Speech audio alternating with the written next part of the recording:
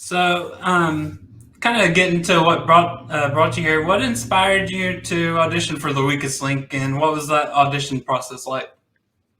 Yeah, so it's actually a really funny story because I didn't even know the show was happening. I didn't really go out for an audition.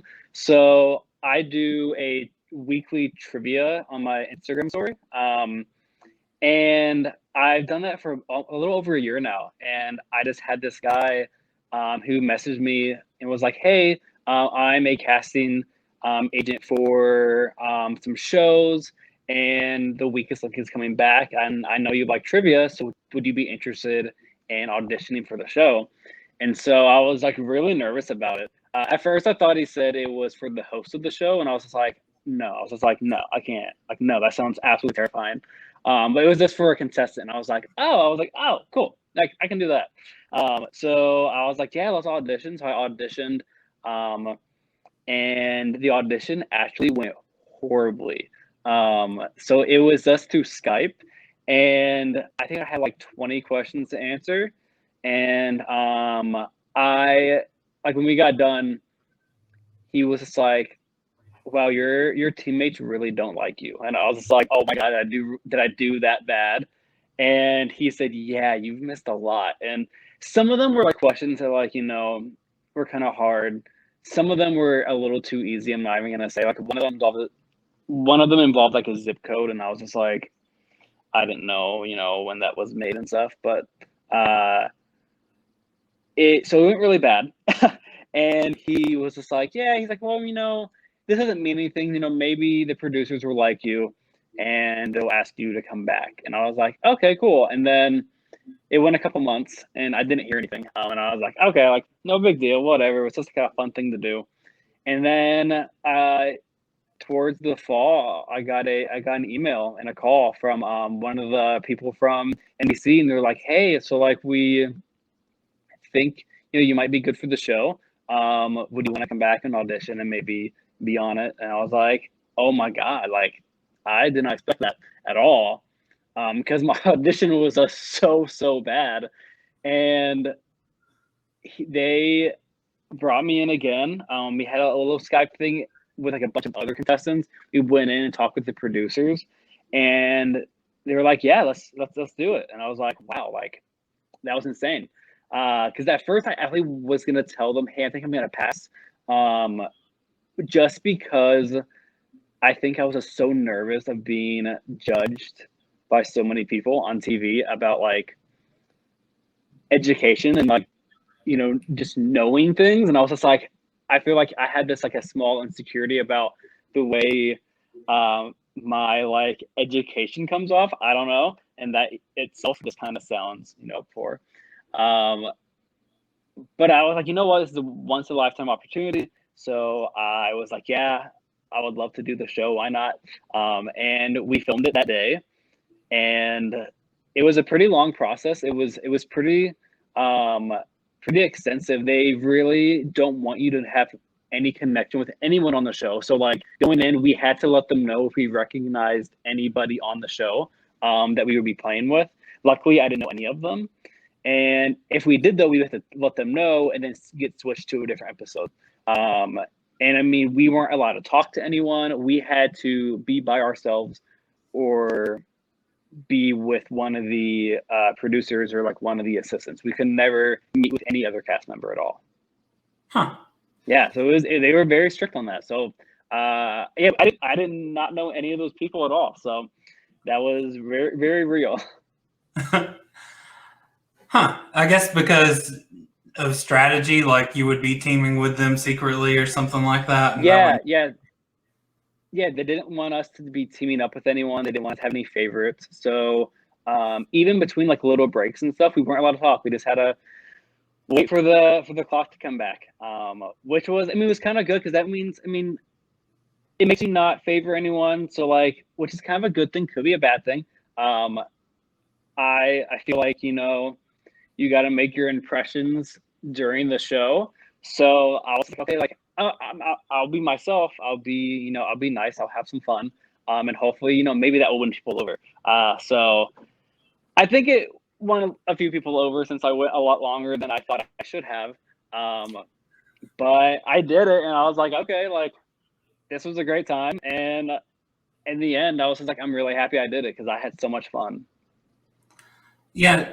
Would they have let you do like a vlog or something if you wanted to? Like have it behind the scenes or something? Like you've done YouTube videos kind of like on road trips and stuff like that. Could you have done that if you wanted to? Yes, I've done YouTube videos before, but during the show, most likely not. Like during filming and stuff, they definitely would not allow that. And I know we were also told, we couldn't talk too much until the show was put on air. So I wasn't allowed to really, I couldn't tell anyone until it was on air. I mean, of course, I had some friends who I lived with who like, they know if I'm going through a process, I like they know some things. Other than like once I said I'm auditioning for the show, I couldn't tell anyone anything else after that because they could just get me into trouble and stuff. So I don't want to get into trouble. I want to maybe I'll be invited back one day. Who knows? For like a week's like reunion. But yeah, it was very hush hush. We could not say a thing. Was that hard to keep that secret? It kind of was, just because I'm a pretty sociable person and I like to, hang out with my friends and talk about stuff. So with the pandemic happening, it made things a lot easier because I wasn't seeing my friends. I wasn't doing anything. So I kind of had to stay home. And eventually, after like a couple weeks, I was like, oh my God, yeah, like I forgot the show. And because people would be like, like, what have you been up to over like FaceTimes and stuff? I'm like, nothing. Like, I like just hanging out. It's not doing too much because I mean they were very really really strict on like the COVID policy as well because we had to get tested multiple times during that week to make sure that we were not um, infected at all. So I had to go in for a few COVID tests before I even got selected to even do the show. Um, so they were very good and safe about that. Everyone had to keep distance. Everyone had to wear masks, and a lot of the crew members, they all wore goggles and stuff. So they were really good about keeping us safe and making sure that we weren't in any danger at all. Yeah, I was wondering if it was before or after the COVID stuff that they filmed those episodes. Yeah, well, I'm sure they filmed. I don't know how much they filmed. I don't know what I'm allowed to say. Um, Yeah. but yeah, I mean, I was done during COVID, and yeah, they were really great at it. I mean, we all know that the entertainment industry is getting back into COVID, and they're very strict on policy. Because a lot of my friends are all in, some of them are like PAs and stuff, and uh, they tell me about how like yeah, they get tested I think 2 or 3 times a week, and there are people hired just to maintain COVID policy. Um, and they were really strict on it too. So, they, they keep you safe. So that's all that's good. um, let's see. Are you? Oh, this is something that just popped into my head while you were talking. Yeah. Did you watch the old shows then? If you didn't even audition for this one, did you watch the old one with Anne Marie? Or So I have seen a lot of clips beforehand and also just knew of the show. I think everyone knew you are the weakest link. Like I feel like this is like a pop culture thing that a lot of people get. Um, I didn't watch the show like hardcore growing up at all. A lot of my friends did.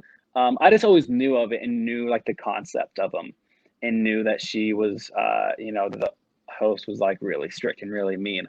But you can always have fun with that. So when I heard that Jane Lynch was doing it, I was like, oh my God, she's perfect to, bring this show back. Because like she is a delight. She is so sweet and so nice, but like she can be mean. I've seen her previous, roles and as like Sue Sylvester in Glee. Like she was so mean in that show. So like it was just perfect. She was the perfect person to have do the show. yeah, Anne Marie was a lot meaner than her. Yes, she was. She was. I think maybe they were like, oh, maybe Americans will be, scared of someone super mean. So I think that's why they had her more sarcastic over like pure hate. Yeah. Not so vitriolic. Yeah. Are you planning on or thinking about doing any more TV shows, reality shows, game shows? Not really. So I actually auditioned for Big Brother last year just for fun because one of my friends were doing it, and I was like, "Why not? I'll go do it." And I actually made it to the next round of interviews with them, and then nothing after that. I think also I was just kind of nervous. I didn't really know what I was doing. Um, but I think I just made a good impression on the producers, and um, I was like, "Oh my gosh, am I gonna be on Big Brother?" And then it didn't happen. I was like, "You know what? I'm happy it didn't happen. I just moved here, and like I need to like focus on what I want to do with my life." Because I moved from Kentucky, and I had only been living in Los Angeles for like a month or two. And then my friend was like, "I'm auditioning for Big Brother," and they're like, "You should too." And I was like, "Fine." I was like, "I have nothing else going on in my life. Why not?" And so I did it, and yeah, it didn't go all the way, but it went that little ways, and uh, I I don't know. I was just going through so much. I didn't know what I wanted to do with my life because I had just graduated college about a year before that, but then I did the Disney College program after that. So that took up about 5 months of my time. And then for the next 5 months after that, I was just saving up money to move to California. Um, and so yeah, I was just like, okay, I need to figure out what I want to do because I graduated with a degree in creative marketing and art studio. So I really love being creative. I love design, and I also love video making and editing. Um, and so I was like, how can I incorporate that, you know, with animals and stuff, which actually led to my internship with the Humane Society. That was like the best thing ever. I love it. Um, and now I work for a pet product company, running their social media, and getting to use my creative degree in marketing and bring it into this awesome company. It's a family-owned company. It's really, really, really awesome. They treat me so well. They treat everyone so well. And I get to give back to so many organizations and other people, and so that's been really nice. That I had to go in a different direction now, but I'm still involved with animals, and I still get to promote animals that need to be adopted through our pages, and be able to donate food and treats to them, and that's been really nice. Cool. I had wrote on here like I could see you on Big Brother, so that's kind of funny. Yeah, I feel like I might audition again because I remember before actually I had gotten a message from a casting agent for that the year before. Um, and they said, "Hey, like I'm a person for Big Brother. Would you want to be on the show?" And I said no because my ex was also auditioning for the show, and I didn't want for them to think I auditioned for the show because they were gonna go audition for it. And again, I was like, "Oh, that'd be kind of weird, if we both got on the show. That could be really awkward." So I was like, "You know what? I don't want to do it." And also, I was still um I had the Disney internship after that. So I was like, well, I can't do it because of that as well. But it was a whole things of why I couldn't do it. And then I just was like, that's why I auditioned for it again. I was like, maybe I'll mention that, I'll be like, oh yeah, I was asked to do it before, wink, wink. But it didn't go as planned, but at least I got the weakest link. The weakest link was, to me, much more fun. The twist would be like he doesn't know that his ex is here. Exactly. And I feel like, that also could have been. So I remember going in, I was gonna say, oh, what if I mention that and they make that happen and see what happens? But the thing is, like, my ex and I are on very good terms. Like, we didn't end things off poorly at all. So I was like, there isn't much drama, and I don't want to make any drama because that relationship was very, very important to me. So I didn't want to like mess that up in any way. So I was like, yeah, I don't mind. Like, I'm not gonna audition for the show. I don't want to, mess up anything. So. Yeah. So what was the reaction like from your friends and family on the show, and I guess strangers too? Yeah. So it was honestly like it's been awesome because I have people from high school who are like messaging me saying, "I just saw you on TV," and I was like, "Yeah." I was like, "Well, I haven't talked to you in like 5 years. How are you doing?" And like no one's asking for anything at all. Everyone says like, "Oh my gosh, I saw you on TV. That's really awesome. I'm happy you're doing well." So like getting messages like that and like have like a small reconnection with people from high school has been kind of cool. My friends and family absolutely love it. My mother, I think, has watched this episode like 5 times at least that week, probably. Like, oh my gosh, she loves it. And my niece really, really loves it. My poor niece, she is 6 years old. Her name is Ella, and she called me right after the show like had aired. And she was sobbing. She was so upset that I didn't win. Um, and she's like, "I'm so sorry. I want you to win so bad." And I was like, "Honey, like, I was like, this is fun. Like, I had so much fun." I was like, "Do not worry about it." And I felt so bad. I was just like, "Oh my gosh." I was like, "She feels so bad that I didn't win." I was like, "Darn it, I should have won just to like avoid all those tears." Um, but I had to tell her. I was just like, "I had so much fun. Don't worry about it." And she got better after that, and we had a little talk, and she was happy after that. But she loved telling her friends at school on their school Zoom sessions or however they do it. She loved telling people that I was on TV. She had a lot of fun. Yeah, I thought he would. Well, my roommate thought that that guy was going to side with you and vote off the really smart girl. I was Hmm. like, I don't think he's smart enough. I think he's going to just vote the way that he's supposed to, or whatever, and vote off the Yeah. vote Well, off Andrew. it's funny because a lot of people on Twitter, I love Twitter. I was like following people what they were saying about the show, and one guy tweeted it was something like, "Finally, Andrew makes one good decision on the show." And I was like, yeah, that's kind of true. I missed, I think, 50% of my questions. Um, and he's like, at least Andrew did that right. And I was like, yeah, at least I did that right. At least I thought that ahead. But it was actually kind of funny during that because like you're really kind of timed how to make that decision. And when I had to make that decision, I was like, wait, is this how the show works? I was like, wait, I should vote for her. Like I would be going up against her. I was like, oh my gosh, am I forgetting all the rules of the show now? I think this like the pressure got to me, and I just started second guessing myself so much. But then I was like, okay, I'm just gonna vote for her and thinking, that's the right call. And that technically was the right call. Um, and then he didn't vote for me, and now you guys didn't get to see it, but the look on his face when he realized what I did was priceless. He was like, oh my gosh. He's like, oh my gosh, I should have voted her off. Oh my gosh. Now, that's the impression I got, at least. Maybe he wanted to go the hard way and take her on because Kaya was like, oh my gosh, she was amazing. She didn't miss one question. That has never happened before in the game. So in the end, I'm very happy that she won because I was like, she deserved it 100%. I mean, I wish I got it, let's be honest, but I'm really happy that in the end she won because maybe I would have felt a little guilty about voting her off, and then if I lost, that would not have been too fun. And I'm like, well, but you know what? It's a game. You got to play to win. No one lost anything. Everyone went in there with everything to gain. So I didn't feel too bad. Yeah, and he he didn't strike me as really bright, but in the end, he went like overtime with her, like a He few did. rounds. Yeah, I think Like it was like 2 or 3. he might have beat you.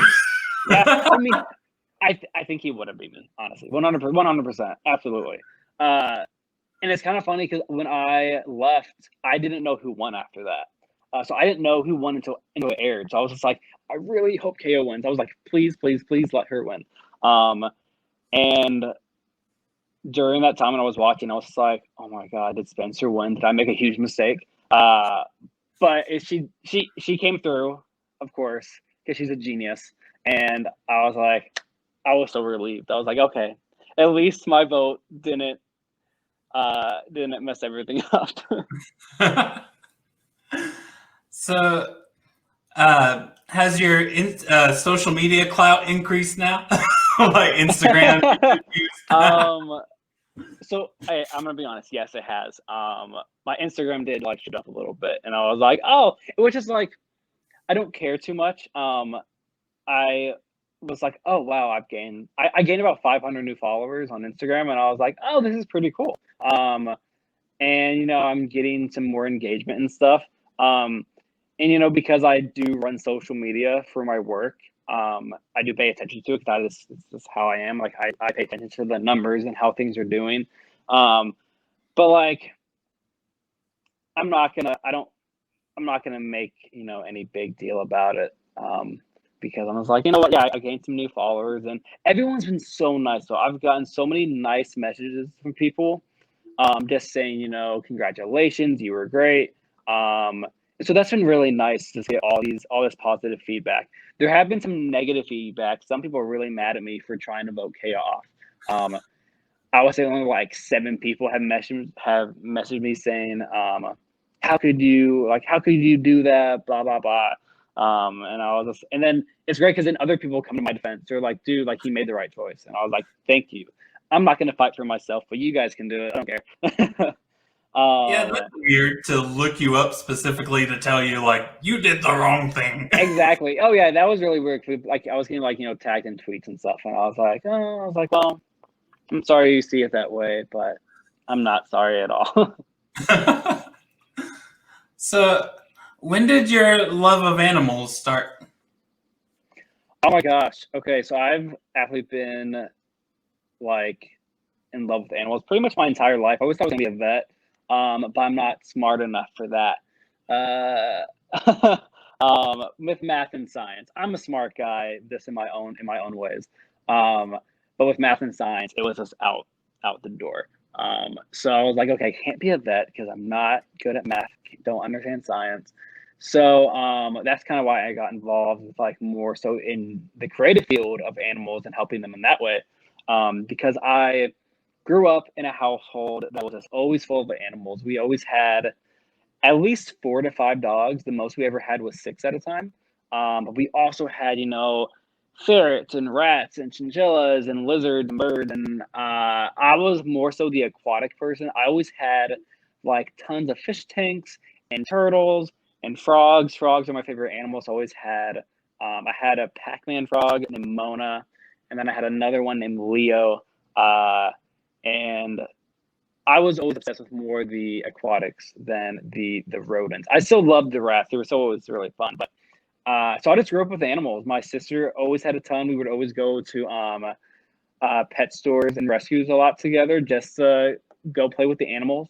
And then when I got to college, I did the internship, and I got to work with them and get more involved in helping them find homes. But I also worked for a vet's office for my first job in high school as well for 4 years. Every other day I would go in. So it was an every other day job. And my brother, Kyle, he was my coworker. So we would trade off. So like I would do Monday, he did Tuesday, I did Wednesday, he did Thursday, stuff like that. And we did that for 4 years. And it was really nice because I got to learn a lot about animal health. And I got to like look in on surgeries and like help dogs during chemo.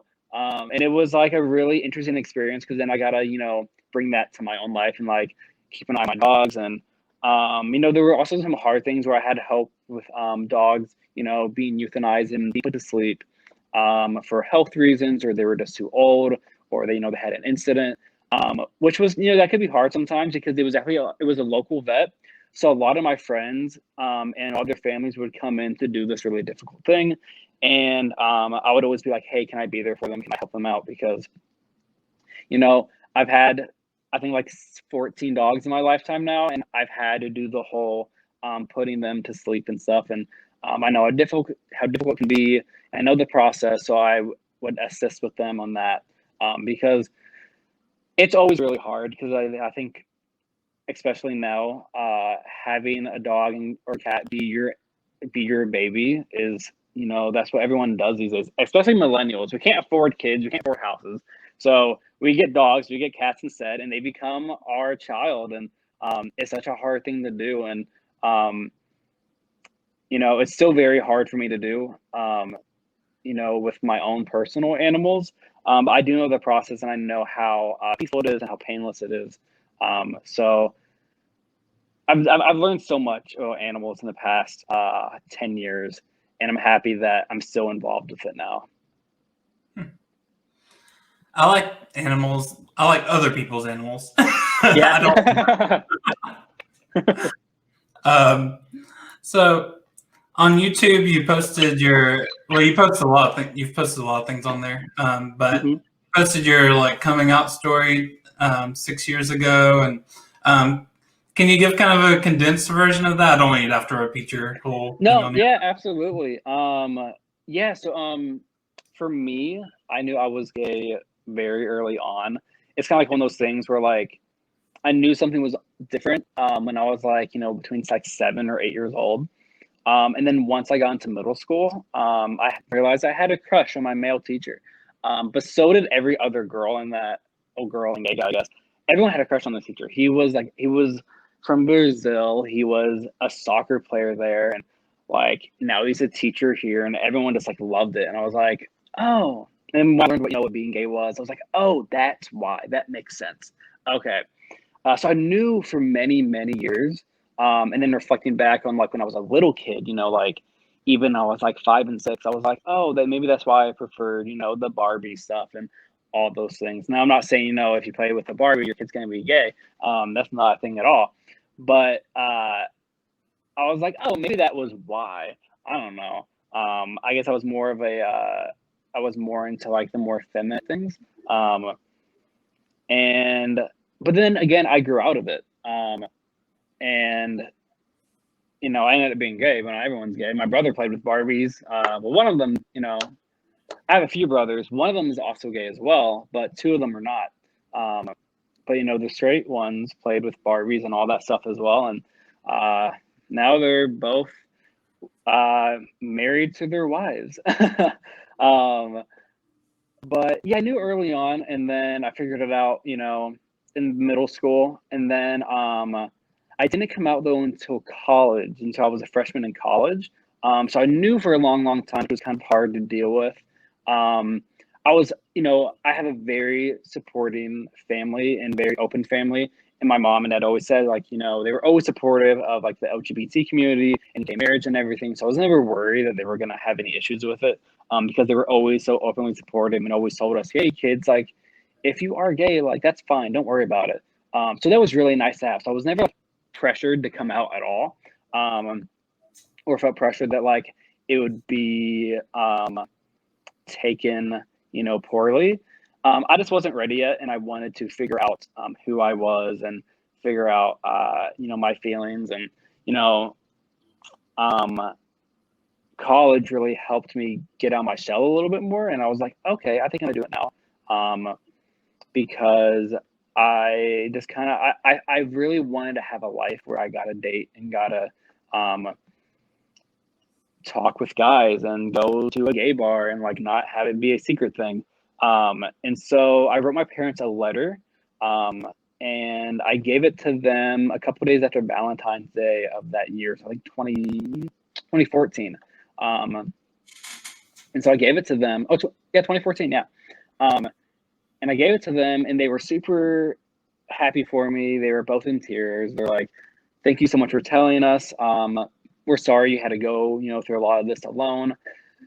And it was great. And then after that, I came out, to my friends and stuff.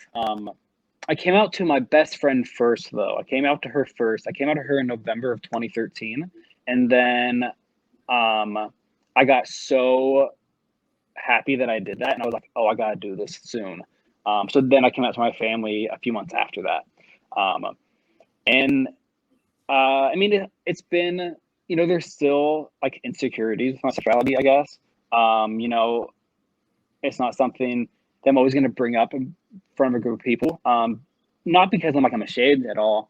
It's because it can be kind of a scary thing, to not know how they're going to react. And I'm being from Kentucky. My school, I mean, it was a very accepting school overall, but there's always those people that are not. And so like coming out to a group of guys, that was something I never really wanted to do. And even my senior year of college, I lived with 5 guys at a house, and I knew 2 of them knew I was gay, but the other ones did not. I was always kind of nervous to say it, Just because, I mean, even if you're out and you don't care, there's always that, the little thought in your back of your head. You're like, oh, what if they have an issue with it? Which is something that, even as an adult today, someone says, oh, are you in a relationship with anyone? And there's always that little tiny fear. For just a second, I was like, oh my God, what if they have an issue with it? But then I still say, oh yeah, I have a boyfriend, or, his name. Yeah, my boyfriend. So like, and I just always I expect it works. I'm like, okay, what's going to happen? And luckily, I've never had any horrible situations. I'm very, very lucky in that way, where I haven't had any hateful comments. I mean, I've had a few in the past who are like, oh, well, you're not going to heaven, right? And I've had that once. So I've never had horror. And he was drunk and he was annoying and he was a kid. And I was like, you know what? Your opinion doesn't matter. And your sister's fine with it. So I'm sure you're just being dumb. But then, yeah. And then I, in college, then I started talking with guys and I started going on dates. And I was in a pretty long distance relationship with a guy for about a little over a year. And then I came to LA, where it's much more accepting. It's much more casual, which is kind of nice. The dating pool opened right up. But actually, I met my boyfriend 2 days into being in LA. I mean, I was on Tinder right away. I'm not gonna lie. I was like, I want to date. I want to have some fun. I want to meet people, because I never got this experience before. I only been on like a couple dates in my entire life. And I was 25, and I was like, I want to be on more dates than this. So I was like, I'm gonna go on a few dates, like a week. I was like, that's for fun. And I met him a couple days in, and I was like, oh, he's really nice. He's so sweet. I was like, I can't jump into anything yet, because I'm not ready for that. I just got here. I want to find myself or whatever. And then I went a couple more dates with other people, and like, I got ghosted a lot. No one wanted to go on a second date, and I was like, well, this other guy is super sweet. I was like, screw it. I'm just like, I didn't plan to jump into a relationship super fast, but I was like, he's so great. I'm just going to go for it. And now we've been together for almost 2 years. And it's been really nice. He's super sweet. And I am very happy that I wasn't too stubborn in my decision. I was just like, you know what? I got to do it, because you can't just put someone off because you're not ready yet. I was like, so I just jumped into it, and yeah, it's been great. This will seem kind of random. Yeah. On your Instagram page, though, you have where, like, the movies that you've watched. I thought that was really smart. Like, you highlighted them in the section so you can see all of them that you watched. Yeah. I'll go ahead. Sorry. I was just gonna say, I know, I looked through a few of them, and I saw that you saw Love, Simon. I was gonna see what you thought of that movie. Yeah. Yes, I do. I watch movies way too often, probably. I'm a huge movie nerd. And yeah, Love, Simon I love that movie. That was my favorite movie that year. I saw it when I was actually working for Disney World with a group of the girls I became good friends with. And I love the experiences in the theater, because so many people were just like cheering and so happy. It was girls and guys, queer or straight. Everyone was just so happy about this movie, and everyone loved it so much. And like, even my brothers watched it, the straight brothers watched it, and they're like, oh, this is great. Like, this is so good. And it was such a nice experience to like have a movie that was so well done, about a in the closet gay kid in high school. And there are so many. I mean, watching that movie, I could just tell that they had so many LGBT writers, because there's so many little things they said or did in that movie that that I was like, oh, I relate to that 100%. A little tiny thing, I know exactly what he's feeling. I know exactly why that's bothering him. And with the reactions the parents had, they were so natural and so real, because some of them were very similar to what my parents had. Because a lot of dads will make like gay jokes, and a lot of siblings do that too growing up. And I had that, where my siblings and my dad would say something, and it's never in a hurtful way. I always knew they were joking, but now that I'm gay, those jokes completely stopped. They don't say anything like that anymore. And they apologized. The first thing they did were like, oh my gosh, we're so sorry for saying all those stupid things growing up that I can't imagine, how hurtful that could have been. And they showed that in the film as well. And I was like, I'm happy that, they're expressing that. The dad was like, oh my gosh, I made horrible mistakes. I'm never doing that ever again. So maybe, now, a father seeing that now, even if their kid isn't out or they might not have a gay kid, they're like, oh, I need to be aware of that as well. So there's so many good lessons in that movie. And the cast was so good, and the music and the soundtrack was so great too. But the story was just excellent, and you could just tell they really took their time with it, and I really appreciated it.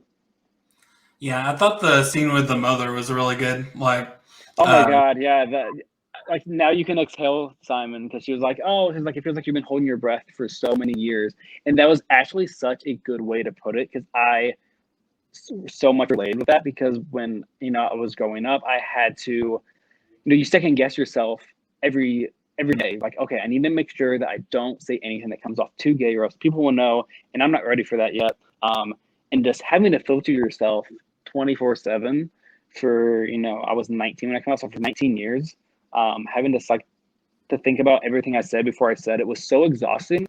So no longer having to do that was such a nice exhale, and that is how they described it in the movie. And I was like, that is perfect. That is the perfect way to explain that feeling. Yeah, every time I watch that scene, I'm like, oh my God. Tears, cry, and I also love Jennifer Garner. So I was just like she's the best, and now I love her. Like, also, if you don't follow her on Instagram, you should, because she has some of the best Instagram posts ever. She's so funny. So I want to talk politics with you a little bit, because I am from a small town in Georgia originally, and I've only lived in red states and red sections of states. Like Illinois is blue, but not really outside of Chicago. So I get excited when I can talk to somebody that's that's kind of lefty. Trump, he hasn't accepted the results yet. 40 courts, like the Supreme Court, the votes are certified. And now Texas is trying to get the votes overturned. What do you think about all this crazy stuff? Okay. I hate Trump so much. I've hated him before he was president. I would hate him until he is off this earth. He has just been a horrible person. I think for me, what started my hate with Donald Trump was when he was forcing Barack Obama to release his birth certificate because he didn't believe he was a U.S. citizen, because Trump is a racist. And it went just beyond that, though, because he posted a video. He released this video. It was him. He releases a video telling Barack Obama, if you do not release your birth certificate, I will not make this donation to this this charity that helps fight childhood cancer. He did that. He literally said those words. And to me, that is the most evil villain shit I've ever heard. Like, that is pure evil for anyone. I mean, he's essentially holding these children hostage. Like, it drove me crazy. And it's funny because I posted that video in like 2012, I guess, something like that. And it popped again like a year ago, and I was like, hey guys, look, nothing has changed. He's still this awful person. And ever since then, I've just been so mad at him, and nothing surprises me anymore. I'm like, I think that's one thing why, like, nothing he does surprises us, because he just becomes worse and worse of a person. And he is now not accepting the results of the election. Of course he's not. He's not going to go out with any ounce of pride. He's just too stubborn and too much of a jerk. And it's just so frustrating that, like, even now there are people who are like, well, we still support him. We still understand him. He's mad, blah, blah, blah. He says it like it is. I'm like, no, he does not say how it is. He's just a jerk. There's one way to say, to say you don't like someone. It's another thing to call them names, call them sexist things, use horrible language. He's just a pain in the ass. I'm so happy that he's going to be gone, next month, because I cannot wait for that. Because it's also difficult, because I have family who voted for Trump, and now it can be difficult because we did some talk about politics, and like sometimes as much as I believe in you can choose your friends over politics, with family it can be a little hard, and it's okay if it's hard, that you can't just give up your family, because at the end of the day they're your family and you love them. Well, at least I love mine, and it's hard to just completely cut someone off. Friends are a little easier. That's a different story.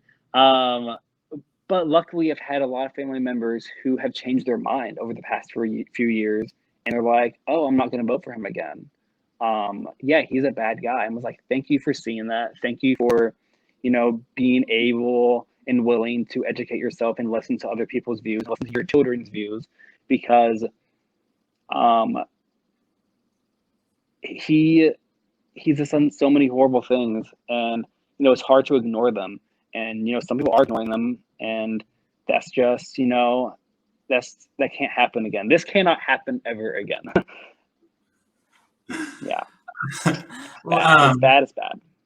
yeah. So for the primaries, were you originally for Biden and Harris, or did you have somebody else in I was mind? actually for Warren at first. I really like her. I think she just has a really good positive attitude. And I think she plays very cleanly.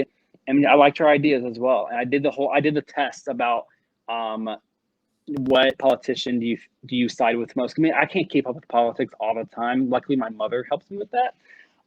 But I did the it was a long test, and she was my top choice, and I agree with most of her stuff, and I watched stuff about her, and I was like, yeah, like she seems like someone I would want for president. She seems very confident. She seems very caring and very loving, and that's someone that we really need right now.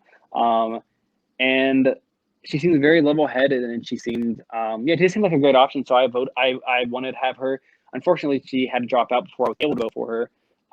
So I did. Yeah, I of course voted for Joe Biden after that, and I'm happy that he won in the end. I'm very happy, because now we're going to go. We're stepping in the right direction. Of course, he isn't my first choice. He's not many people's first choices, but he is a step in the right direction, and I feel like he's going to do a lot of good. Bernie was initially my choice. I liked Warren. I like Bernie, Warren, Yang, and Tulsi. I like the four of them. Mm-hmm. Oh yeah, and yeah, I mean, I love Bernie Sanders as well. Like, I love he's such a good man. You can tell he's such a good man. And I know a lot of people didn't like him because they think he doesn't get anything done, and like, of course, you can factor that stuff in. But I also wanted a woman in the White House, so I was like, Elizabeth Warren, I want to vote for you, because I feel like it's time for that. I think it's really time for that. Yeah. So this cabinet's going to be the most diverse cabinet ever. Like, yeah, he's minorities and women. Also, I care about policy, so I want him to, I want him to be good on policy. But I think that's important to have a diverse cabinet, though. Oh, absolutely, yeah. I mean, and I think a lot of people were like, "Oh, it's racist to choose someone who is of color just because they're a person of color." I'm like, that's not racist at all. It's very smart, because you're choosing someone who is very different from you. They have struggles that, Joe Biden has struggles that Kamala can never, she's had struggles that he could never have. And he cannot understand that. So he needs someone in his cabinet to help guide him. Hey, that doesn't work because this minority thinks this way, or they experience this. You need to be aware of that, because they're being targeted in these negative ways. We need to fix it. And she knows this because she's just more involved with it. And of course, we want Joe Biden to be involved as he can, but he also he chose her for a reason. He chose her because he knows that she's going to be able to help him understand these certain groups of people. And it's very smart. I think it was a very wise choice, and I definitely don't think him choosing her because she's a woman and because she's a woman of color is racist in any way. Because a lot of people say that. I'm like, no, to me, it's quite the opposite. He wants to understand. He wants to educate himself. And she's going to help with that. Yeah. So I do only have 5 minutes left, but we can also, if we want to, we can also like say some more stuff like another day as well. Okay. Let me do, since we only got 5 minutes, let me do some trivia with you. Yes. Okay. I'm ready. Yeah. Trivia. Where do you wear a fedora? You wear it on your head. I got really scared for a second. Low blow. That was so embarrassing. You have no idea. Who was Monica's first kiss on Friends? I got some Friends questions here. Oh, on the show or like, yeah, or of the cast members or like in the actual on the TV show. I'm sorry. Do you mean like in the like of the cast members or like someone in her past on the show? Monica, the character. Okay. It's one of the cast members. One of the cast members of the show. Okay. Oh, Joey was her first kiss with the cast members. Right? It was Ross. Oh my God! Yeah, that's right. Oh my God. Because she fell asleep and she was the pile of coats. Oh my gosh. That's so true. Her first kiss was with Ross. Oh my God, that's embarrassing. I should have known that. How many different categories of towels does Monica have? 11.